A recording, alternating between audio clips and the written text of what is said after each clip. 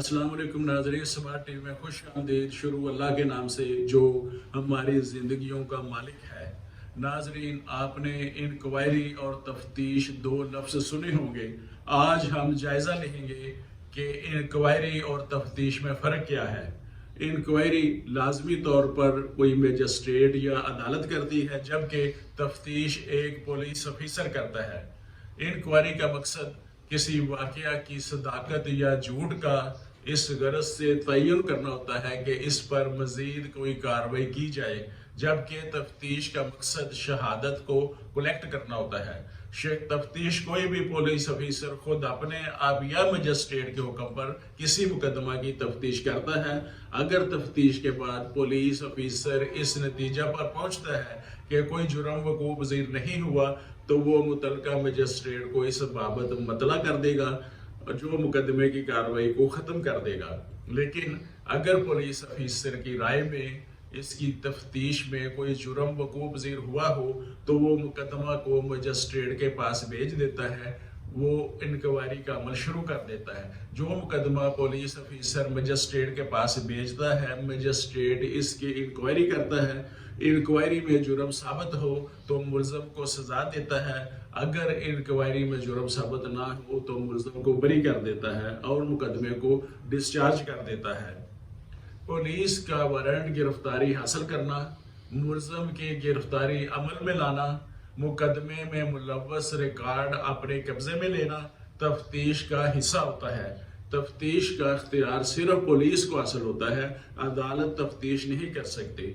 तफ्तीश का आगाज़ किसी वकूआ के बाद FIR के अंदराज से फ़ौरन बाद होता है। जबकि कोई वकूआ हुआ, उसकी FIR दर्ज हुई, FIR के अंदराज के बाद इस वकूआ की बाबत पुलिस जो भी छानबीन शुरू करती है, जो एविडेंस कलेक्ट करती है, उस दिन से तफ्तीश का आगाज़ होता है। और जब तक पुलिस अपनी रिपोर्ट मुकम्मल करके अदालत को सबमिट नहीं कर देती, उस वक्त तक तफ्तीश का अमल जारी रहता है। रिपोर्ट अदालत को भेजते ही तफ्तीश का अमल ख़त्म हो जाता है। तफ्तीश में क्या क्या चीज़ें होती हैं?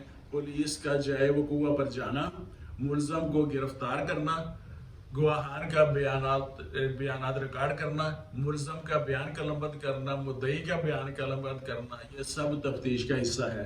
पुलिस ऑफिसर जब तफ्तीश मुकम्मल करके रिपोर्ट अदालत को भेजता है, वो अपनी रिपोर्ट में लिखेगा कि मुलज़म ने जुर्म किया है या नहीं किया, मुलज़म गुनाहगार है या बेगुनाह है। अगर वो समझता है कि मुलज़म ने जुर्म किया है, तो इसके खिलाफ चार्जशीट मुरतब करेगा और सेक्शन 173 की रिपोर्ट में लिखेगा और मुलज़म को इसमें गुनाहगार लिखेगा और रिपोर्ट मुरतब करके अदालत को भिजवाएगा।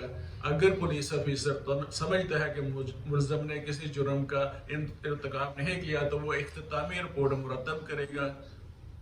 जब पुलिस ऑफिसर अदालत को रिपोर्ट सबमिट कर देता है, तो वहां से अदालत की कार्रवाई शुरू हो जाती है। मजिस्ट्रेट देखेगा कि इसको मजीद आगे लेकर चलना है या नहीं। पुलिस रिपोर्ट सबमिट होने के बाद इंक्वायरी का आगाज होता है। वो अपना जुडिशल माइंड अप्लाई करता है और देखता है कि हमने इस मुकदमे को क्या आगे लेकर जाना है या नहीं जाना। ये सारा अमल इंक्वायरी कहलाता है।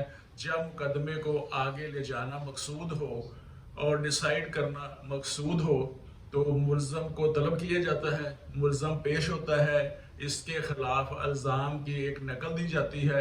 जब मजिस्ट्रेट मुलज़म को तलब कर लेता है, उस पर फ़र्द जुर्म आयद करता है। फ़र्द जुर्म आयद होने तक मामला इंक्वायरी का होता है। जब फ़र्द जुर्म के बाद केस आगे प्रोसीड करता है, तो फिर वो तीसरा मरहला ट्रायल का शुरू हो जाता है। यकीनन आप इंक्वायरी और तफ्तीश में फ़र्क को जान चुके हैं। आइंदा हम ट्रायल पे बात करेंगे। इजाज़त दीजिए। मैं मोहम्मद अमीन, एडवोकेट, स्मार्ट टीवी।